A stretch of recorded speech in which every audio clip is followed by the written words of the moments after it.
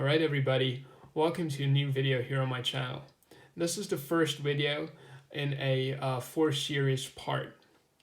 Today we're going to talk about, as you can already tell, a classic Cartier lighter. In this video I'll talk about what you need to know when purchasing one of these, a general buying guide. Then I will talk about how to change the flint and to fill it up with gas. Last but not least, I'll talk about what you should receive in a so-called full set and what the general pricing situation is for one of these. Now, to get started, what do you have to look out for when buying one of these? First and foremost, what I want to mention is that these lighters can be rather tricky to work with. What I mean with that is that they are not the most reliable ones. They're rather complicated, especially if you compare them to, average lighter. You can buy a big lighter or even a Zippo. So what makes this special, even compared to other lighters I'll be talking about in the series, like the Dunhill roller gas lighter or also the ST DuPont lighter. What makes this special is that it has no outside mechanism. So to spark a ST DuPont or a Dunhill, you have a wheel right here and it sparks it up. There is no such thing here on the Cartier. You can see this is a very sleek design. This particular one I have right here is called the Santos design.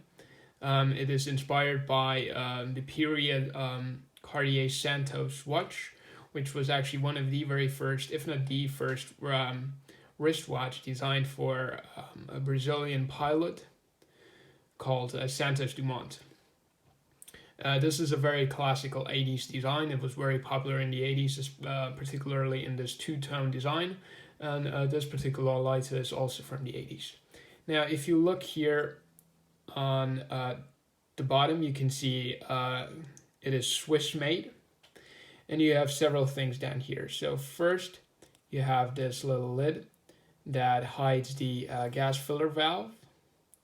And then you have this here. You can fold this out, this little handle. It'll make it easier to screw this out. This is a long spring. So there's a long spring right here that pushes the flint up to the wheel. So let's light it up. There we go. You see, the special part with this lighter is, let's see how well I can showcase this. If you open it up, the wheel folds out. Maybe you can see it a little better from the bottom. You see, now it is folding in. So it is flush when folded in, but as soon as it's folded out, it portrays just enough so you can easily spark it. It is a very nice lighter inside. It is all gold plated. It does not have a particularly nice ping sound, but take a listen. Something else you might be able to hear is that gas starts flowing as soon as you open the lid. So it is not advisable, for instance, for cleaning, to just open it up and clean it up. All your gas will flow out. Of course, depending on how much is in there and how long it takes you to clean the lighter. One thing I think is really nice in this one is that you have these little polished chrome lines here in between. I think that's a very, very nice touch. One thing that triggers my OCD a little is that the screws are not all aligned. But that seems to be something made on purpose. And they're not actually screws, so you can't start working around on them. So if you look in there. So what do you actually have to look out for when buying one of these? What do I mean with they're not the most reliable lighters out there? Well, first and foremost, they're rather complicated. So what I mean by that is this mechanism here. There is a pretty complex spring mechanism that as soon as you open it, triggers this mechanism to open, and also this needs lubrication right here. So one mistake I made, I cleaned this all up with alcohol and it worked fantastically. So one thing to always make sure is that as soon you just give it a little push and it should spring up just like this to like an 80 something degree angle. It shouldn't be like a 60 or something like that. That's not correct. And it won't work very well, if at all. Now, one thing mistake I made is I cleaned this all up. It worked fantastically. And the next morning I come to it and it doesn't open at all. So it's like shut. After wiggling it around a little, I opened it like this much. It was a mess. So after like 20-30 minutes, I managed to open it up like this. And I cleaned it up again and I lubricated it with some WD-40 or something like that. And since then, no problem at all. But what you have to keep in mind is that you have to do that on a regular basis.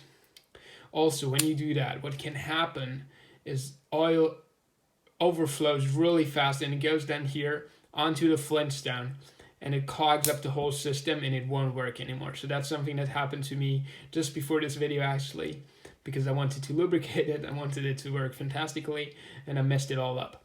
So what that means, what you then have to do, that might be an issue that a lighter has that you buy on eBay. So what you then have to do, you have to clean it all up again. Keep it lubricated, so don't remove the lubrication you just applied. Clean it all up. New Flintstone. Clean up the stone down here. You see this black part. Won't focus right now, but I think you know what I mean. Clean that up. And then it might still not work. What you then have to do is you take a different lighter, put gas to it, put a spark to it so it lights, and then just put it down and let it burn for about 30 seconds. What that does, for some reason, it heats up the Flintstone. And I know this doesn't sound very scientifically correct or anything.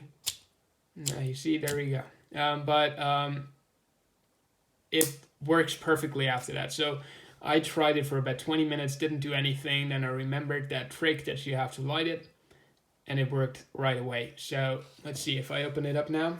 Let's see if, let's see. Yeah, there we go. Beautiful. The flame is not really adjustable, so that's just the height. You can work around on this wheel down here, but it won't do very much. On later models, so this is an early model, on later models you have a additional wheel right here that's whose sole purpose it is to adjust the flame height. Now, how do you refill one of these? So what I got here is the OEM Cartier gas. You don't have to get this. I just got it to complete the set. It is literally just like a super duper normal gas. Cartier does not have better gas than the rest of the world. They don't have their own source. They just buy it from someone else and they sell it for much more money. What is important that you use then, and it is actually from Cartier, is the Flintstones. These have to be authentic. They have a different size. I haven't seen other ones that match them in size yet. If I do, I'll let you know in the comment section down below, because that would make it a lot easier, because these are hard to find, and if you do, they're pretty expensive. So if you find one of these for like $5, buy it. It's a good deal. I had to pay like 10 for these. Now, how do you actually fill it up? Well, it's pretty easy actually. I messed it up at first because there wasn't a video like this. So now you know. You open up this little flap, and what you then have to do, you have to take this and you have to properly press it down, like really good. If you do it just lightly, because I didn't want to damage the valve, if you do it just lightly, it's going to go all over the place. That's not how it's supposed to be. So lightly, heavily press it on there, and that should work. Now, there are a few tips to refilling it. So one of them is to put it in the fridge before, so it cools down, and then to rub the bottle a little, so this warms up a little, then the gas will flow a lot better. Generally, what you should do before you fill it, there are different gas types that have like a few different tips. Just take one of those tips and press it against the valve without a bottle in there, and then the rest of the gas that's in here will flow out. And make sure you do that so the tank inside is empty. Okay, So let's take this thing apart, because this will also show you how to exchange the flint. So what you have to do is you start turning this. A lot of people start turning it like that. I think that's ridiculous. Just hold on to it and turn the whole lighter. Makes it a lot easier in my eyes. But feel free to do whatever you want to. It's going to take a while because it's a really long spring. And there we go. See, as soon as that comes out, you can remove the spring. And this is what presses down on the flintstone all the way to the top to make it work. All right, let's put this to the side. So then we can take up this cover. See, in here we then have the gas tank. And some people say you should replace this every 3 years, so Cartier recommends that. I think that's ridiculous. I don't know what's supposed to happen in 3 years to a tank. All right, and then there you go. That's your flintstone. And if you look in there now, it's a little dark, but yeah, that's basically it. Okay, so if you have a lighter that you bought on eBay that hasn't ran in like forever, chances are this little valve is very clogged up. So let's see if I can get this to focus. Yeah, there we go. This little valve is very clogged up. So take it out, clean it up, and put it back inside like that. And then over that you put the little vanity cover, and then take the spark, the flintstone, and make sure it's the side that's used. This doesn't really matter now because mine is rather new. And then make sure that the spring goes in perfectly straight so it doesn't get caught on anything. So it should go very lightly. If you have to put immense, if you have to put a little bit of pressure on there, that's of course normal because you're compressing a spring. But if it's like you have to lean in there and you feel like something is blocking it, you know you're on the wrong track. That's not how it's supposed to go. So screw it in with care, because you don't want to damage the whole system, because then you can throw away the lighter.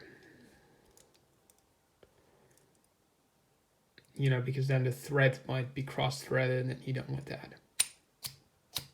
And you see, still works perfectly fine. So, I hope I didn't forget anything. So this was the first part of the video. I already see it's mega long, so please forgive me, but I wanted it to be rather detailed.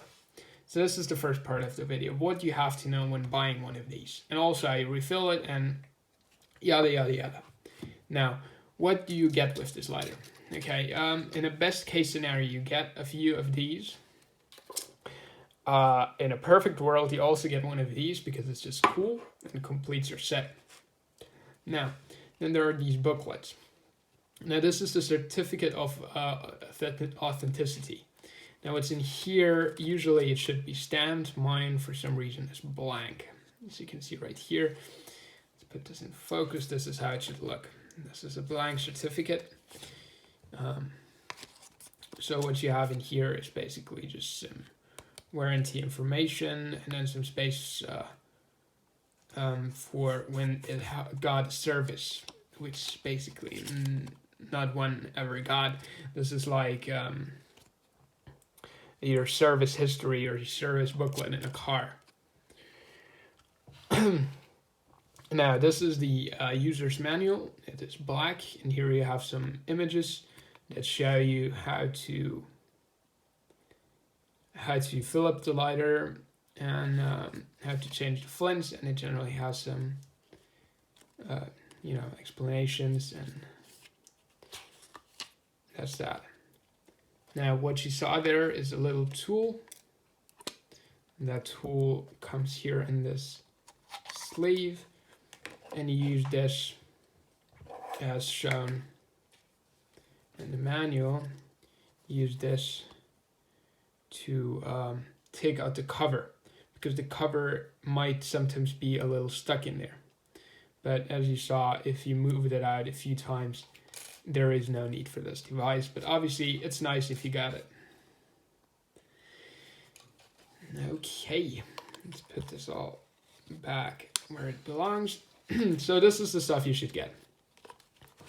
Now, this is obviously also with the Cartier pattern, and it says Cartier on the back.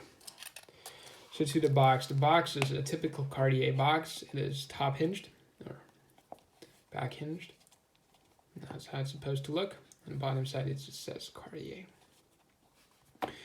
This should usually come also with a white outer box that is just paper or some carton or something like that, and it's white and it has in gold written on there Santos, if it is the Santos design, and if not, it's just Mr. Cartier, just as it says in here. Les Mr. Cartier. French is a little rusty, I'm sure you know this. Okay, so this is the first installment of this video. Before I forget, pricing. How much should one of these be? I can tell you what I paid for it. So I only bought the lighter. For 75 bucks. And then I bought all of the box stuff for another 20 bucks. So we're looking at about 95, and then I bought some cleaning equipment. So let's just say roughly 100. It's a pretty good price for one of these in this condition. Also now it's a complete full set. So I think anywhere from 80 to 130 is a fair price for one of these. They're obviously very nice ones, special editions that can fetch 150 to 250.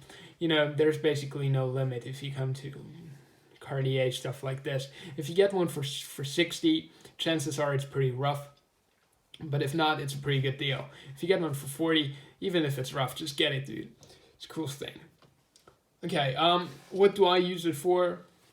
Maybe just to end this, there will be a lot more about this in the last part of the video, where I compare all the three. Where I compare all the three, and I'll also tell you what they're good for lighting cigars, cigarettes, or any other smokable product. Okay, so I don't want to bother you any longer. Thank you very much for the video, and hopefully see you in the next one. And if you enjoy this sort of video, this whole series that I've planned, please leave in the comments down below if you would like to see something else, maybe a different sort of comparison. Alright, thanks for watching. See you in the next one.